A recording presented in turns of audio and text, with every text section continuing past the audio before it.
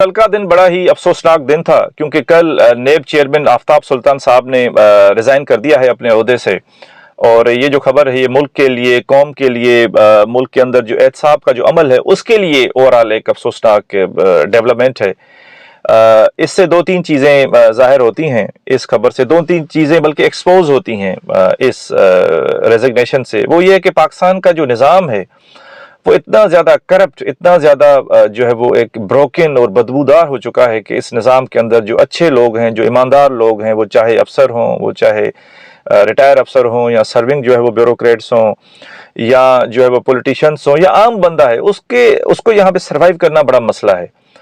पूरा सिस्टम उसके खिलाफ हो जाता है, इदारे उसके खिलाफ हो जाते हैं, अंदर जिस इदारे का वो सरबराह होता है उस इदारे के अंदर लोग उसके खिलाफ हो जाते हैं। क्यों? क्योंकि जो ईमानदार बंदा होता है वो कंप्रोमाइज़ नहीं करता, जो ईमानदार बंदा होता है वो सिलेक्टिव अकाउंटेबिलिटी नहीं करता, जो ईमानदार बंदा होता है वो ड्यू प्रोसेस को फॉलो करता है, जो ईमानदार बंदा होता है वो कहता है कि मैंने जो भी कार्रवाई करनी है, काम करना है, इदारे को चलाना है, वो आइन और कानून के मुताबिक चलाना है। अब इस अप्रोच की वजह से जो वो करप्ट निज़ाम है उसके जो बेनिफिशरी लोग हैं वो फिर जो है वो उनके मफादात को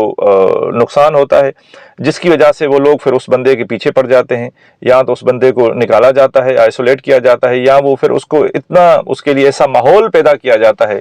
इतना उसके ऊपर दबाव डाला जाता है कि वो खुद ही जो है वो रिज़ाइन करके भाग जाए। अब वो कहते हैं ना कि अच्छा देखें, जो जो जो करप्ट बंदा होता है ना वो उसकी अप्रोच डिफरेंट होती है। वो क्या कहता है कि भाई जो है ना, if you can not beat the system join the system.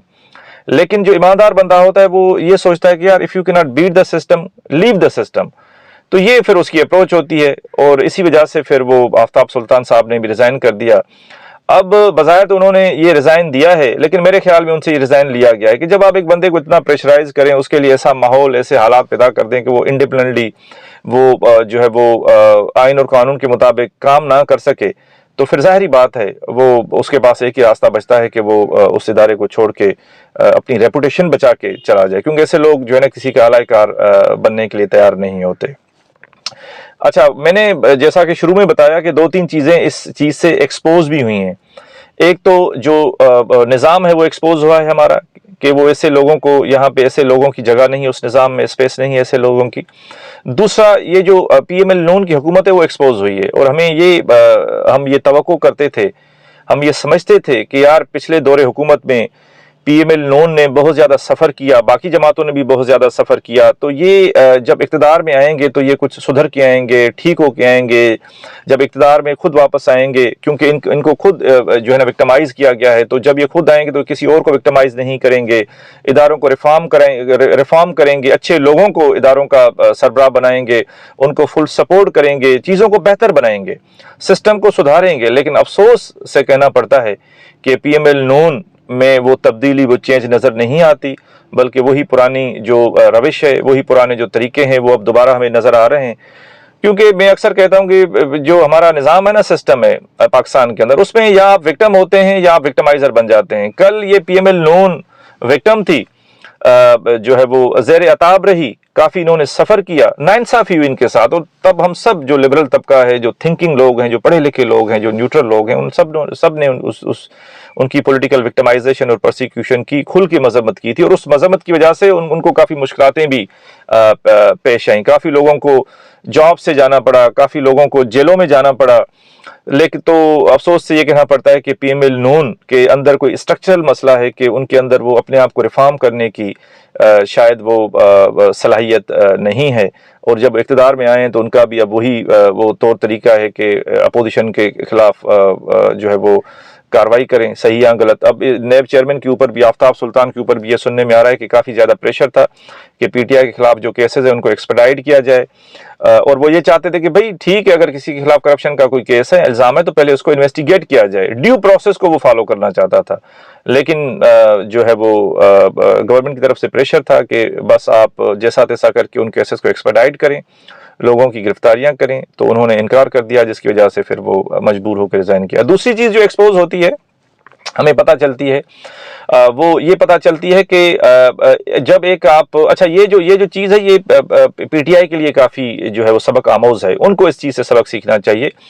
कि देखें, अगर यहाँ पे आफ्ताब सुल्तान की जगह कोई करप्ट, कोई कंप्रोमाइज्ड कोई यहाँ पे नेब का सरबराह होता तो उसने फिर आपको छोड़ना नहीं था। तो अगर जावेद इकबाल जैसा होता, ठीक है, तो फिर उसने आपको छोड़ना नहीं था, क्योंकि देखें जो ईमानदार बंदा होता है उसकी लॉयल्टी आइन और कानून के साथ होती है, वो किसी का आलाइकार बनने के लिए तैयार नहीं होता। तो ये पीटीआई को सबक सीखना चाहिए कि आप जब आए पावर में, ठीक है, या आप जब थे तो आपने अच्छे लोग नहीं लगाए इदारों में, या जब अब आप आए तो आप हमेशा अच्छे लोगों को लगाएं, ऑनेस्ट लोगों को लगाएं, करप्ट लोगों को ना लगाएं। लेकिन हमें पता है कि उन्होंने भी आके फिर यही, अगर वो आ गए पावर में तो उन्होंने भी आके यही काम करना है कि कंप्रोमाइज लोग लगाने हैं और उनके जरिए फिर अपोजिशन को जेलों में बंद करना है, पॉलिटिकल उनकी प्रोसिक्यूशन करनी है, नहीं सुधरना उन्होंने। हम अक्सर एस्टेब्लिशमेंट पे तनकीद करते हैं कि वो सियासतदानों को काम नहीं करने देते, इसमें सच्चाई है, लेकिन जब ये हमारी पॉलिटिकल क्लास है उसको भी जो है ना अपने गिरेबान में देखना चाहिए कि जब आप लोग खुद पावर में आते हैं, थोड़ी बहुत जो भी स्पेस मिलती है, ठीक है, उसको तो गेन करें, उसको तो कंसोलिडेट करें उस स्पेस को। उसको कैसे आप कंसोलिडेट करेंगे, उसको कैसे, जब आप इदारों को बेहतर बनाएंगे, जितना आप कर सकते हैं करें। अब नेब चेयरमैन तो आपने लगा लिया ना, अगर आप उसको काम करने देते, आप उसको प्रेशराइज ना करते, ठीक है, तो एक अच्छी रवायत कायम हो जाती। अगला कोई चेयरमैन आता, वो भी कोई जो है वो एक अच्छा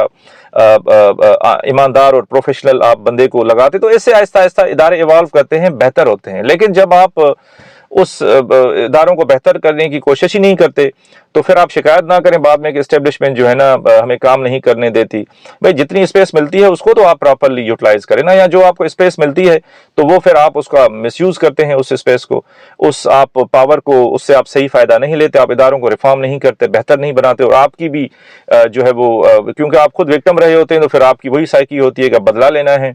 अब इंतकाम की सियासत करनी है, अब अपोजिशन को जेलों में डालना है। तो फिर जाहिर बात है कल जब वो अपोजिशन आएगी, इदारे तो वही हैं, ठीक है, वही इदारे हैं जिनमें करप्शन है, मसले मसाइल हैं, फिर वो आपके खिलाफ भी इस्तेमाल हो सकते हैं, क्योंकि जो करप्ट बंदा है, जो अनप्रोफेशनल बंदा है, वो हमेशा हाईएस्ट बिडर की तरफ जाता है। उसकी लॉयल्टी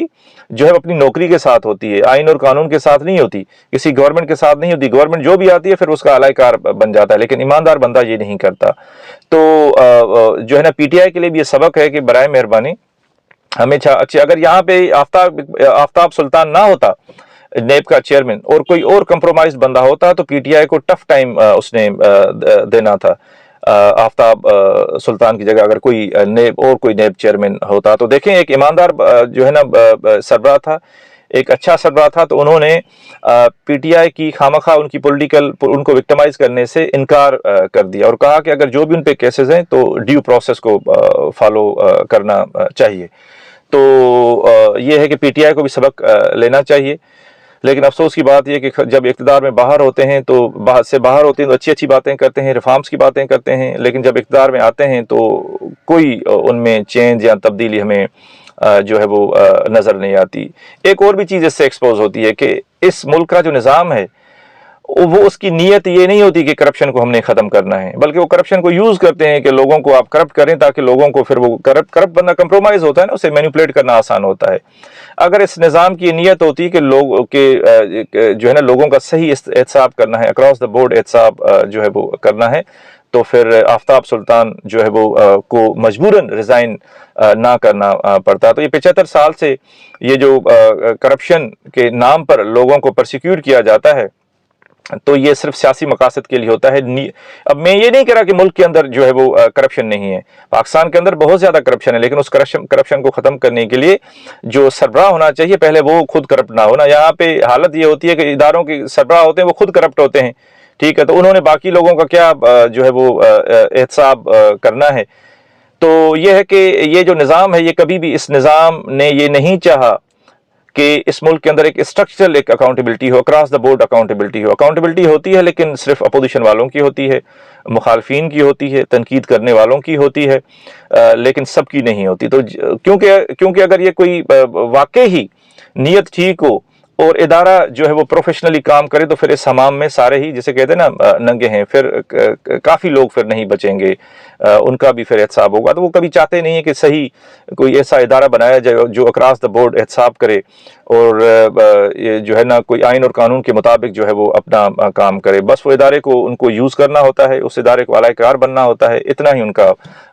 मकसद होता है। तो ये जो आप सुनते हैं ना करप्शन ये भी कि हमने ख़त्म करनी है, ये हर हुकूमत का